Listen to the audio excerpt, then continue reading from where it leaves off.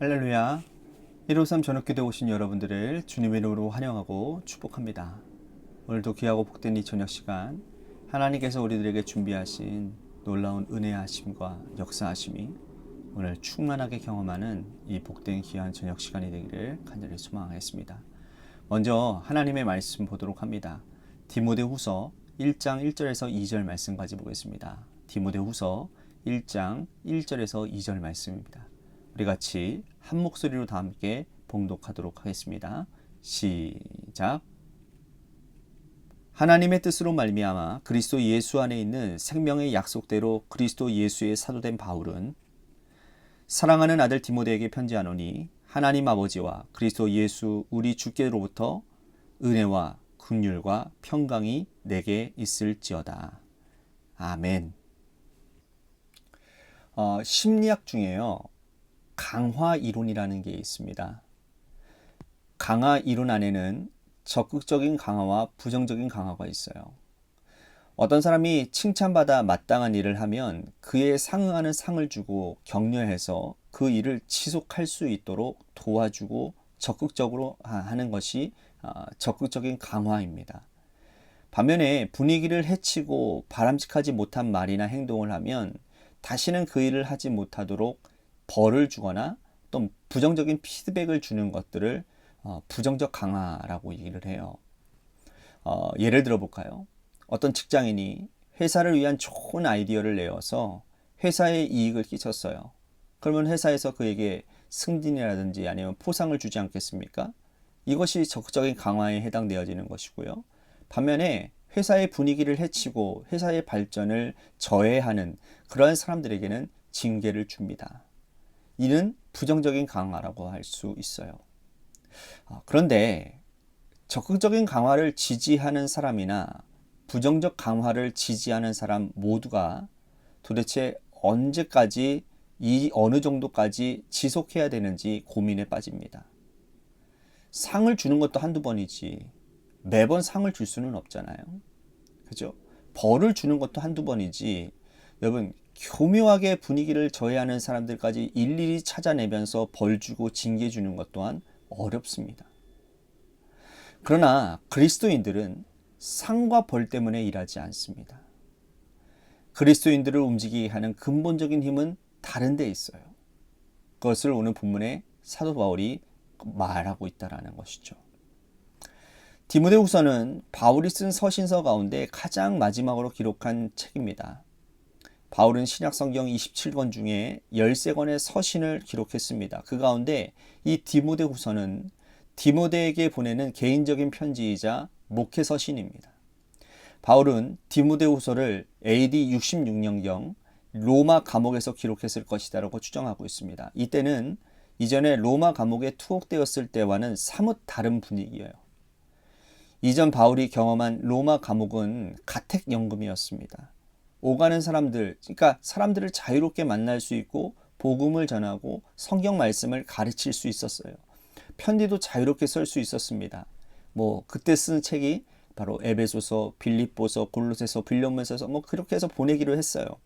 하지만 지금 이 자리에서, 즉 이 디모데후서를 기록할 때쯤이면 순교할 날이 머지 않았다라는 거예요. 순교할 날이 머지않았음을 직감하고서는 사도 바울이 디모데에게 간절한 마음으로 지금 편지를 쓰고 있는 것이죠. 그러면서 그가 쓴 12권의 서신에서는 늘 반복되어져 나오는 것이 있는데 은혜와 평강이라는 말이 언급됩니다. 빠지지 않고 서신 첫 머리마다 이 은혜와 평강을 언급하는데 마지막 서신서인 디모데후서는 뭐라고 표현하고 있냐면 2절에 보니까 이렇게 말씀하고 있습니다. 2절 보십시오. 사랑하는 아들 디모데에게 편지하노니 하나님 아버지와 그리스도 예수 우리 주께로부터 은혜와 긍휼과 평강이 내게 있을지어다. 이렇게 말씀을 해요. 자, 다른 게 뭡니까? 제가 아까 전에 말씀드렸죠. 공통적으로 들어가는 건 은혜와 평강인데 오늘 이 말씀에는 긍휼도 함께 언급하고 있다는 거예요. 긍휼. 바울의 일생을 지탱하고 있었던 두 가지 키워드가 있다면 그것은 은혜와 평강이었습니다. 은혜는 자신의 노력으로 얻어지는 것이 아니죠. 하나님께서 위로부터 내려주셔야 받을 수 있는 것이 은혜입니다. 나는 은혜 받을 자격이 없는데 하나님이 주시는 것이 은혜라고 말할 수 있는 것이죠. 그 은혜를 통해서 누리는 것이 뭐냐? 평강이에요. 평강. 바울은 평생 동안 하나님이 위로부터 주시는 은혜와 그 은혜로 받아 누리는 자의 평강을 가지고 열심히 복음 사역을 했던 사람입니다. 그런데 일생이 끝날 때쯤 시점에 이르러서 은혜와 평강에 긍휼을 덧붙였다. 자, 긍휼이 뭐죠? 긍휼은 자격 없는 자에게 주시는 하나님의 놀라운 사랑이 긍휼이에요. 자, 바울의 일생을 돌아다 보면 자, 자신의 일생은 자격 없는 사람이었음을 깨닫게 되는 겁니다. 그는 핍박자요, 그리스도의 반대자요, 또 예수 믿는 사람들을 잡아다가 옥에 가두고 또 스데반 집사가 돌에 맞아 순교할 때에 돌을 던지던 사람들의 옷을 지켜주던 사람의 동조자였던 사람이 사도 바울이었어요. 그런데 하나님은 바울을 택하시고 복음 전도자로 그를 사용해 주셨습니다. 이것은 자격 없는 자에게 주시는 하나님의 강권적인 역사였죠. 바울은 이것을 긍휼이라고 표현하고 있다라는 거예요. 이것은 오늘 우리들에게도 마찬가지로 적용되어질 것 같습니다. 가끔 우리가 발걸음을 멈추고 뒤를 돌아보면 긍휼을 입은 자임을 고백하지 않을 수가 없는 거예요. 돌아보면 죄인이고 돌아보면 악한 사람이고 지금도 죄에 넘어지고 사단의 앞잡이 노릇을 하고 있을 우리를 하나님이 긍휼히 여겨주셔서 그리스도의 십자가의 보혈로 구원해 주신 것이 참으로 놀랍다라는 거예요. 바울을 움직이게 하는 동력은 이 땅에서의 상도 아니었고 이 땅에서 벌받는 두려움도 아니었고 하나님이 주시는 은혜와 긍휼과 평강이었음을 디모데에게 지금 알리고 고백하였다라는 거예요. 이렇게 은혜와 긍휼과 평강을 입은 자에게 큰 유익이 있다라고 말을 하고 있습니다. 오늘 말씀 우리가 읽지는 않았지만 7절 8절 말씀 보실까요? 하나님이 우리에게 주신 것은 두려운 마음이 아니요 오직 능력과 사랑과 절제하는 마음이니 그러므로 너는 내가 우리 주를 증언함과 또는 주를 위하여 갇힌 자 된 나를 부끄러워하지 말고 오직 하나님의 능력을 따라 복음과 함께 고난을 받으라. 하나님이 우리들에게 주신 것은 두려운 마음이 아니라는 거예요. 사실 여러분 인간적으로 보면 지금 사도 바울은 죽음을 앞에 두고 있거든요. 감옥에 갇혀서 어떤 방식으로 죽을지 모르는 그런 상황입니다. 예수님처럼 십자가에 달려 죽을지 아니면 많은 크리스찬들처럼 맹수에 물려 죽을지 아니면 십자가에 달려 화형을 당할지 모르는 상황이에요. 얼마나 두렵겠습니까? 그런데 그는 하나님이 우리에게 주신 것은 두려운 마음이 아니라는 거예요. 왜냐하면 은혜와 긍휼을 입어서 마음속에 평강이 있기 때문이라는 거죠. 그는 은혜와 평강, 긍휼을 받기 전에는 세속적인 사람이었습니다.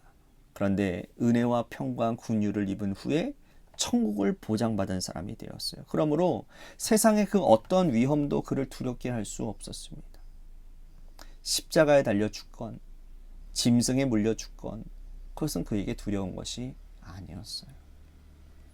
이제 그에게 죽음에 대한 두려움은 없고 오직 사랑과 능력과 절제하는 마음만 가득 차 있습니다. 그러므로 바울은 디모데에게 고난을 받으라 라고 말을 하고 있는 거예요.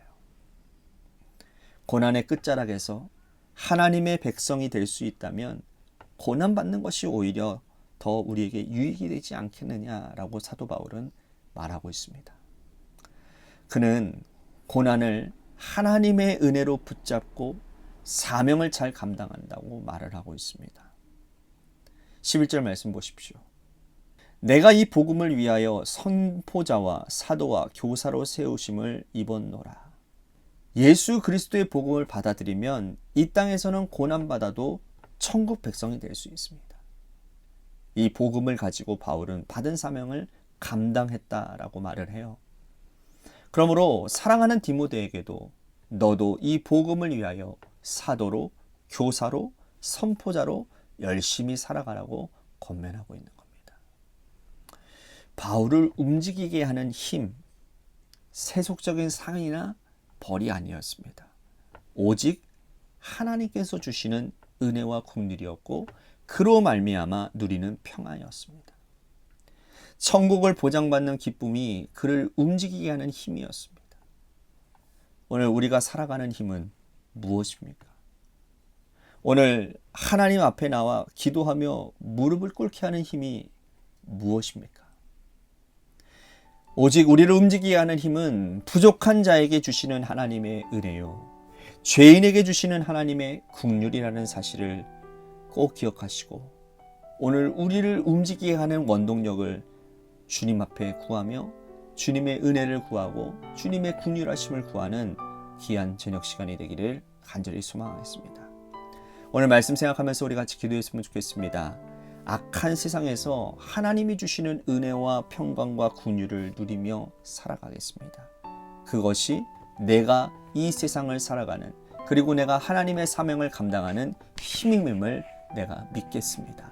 우리 같이 기도하며 나아가기를 소망하겠습니다.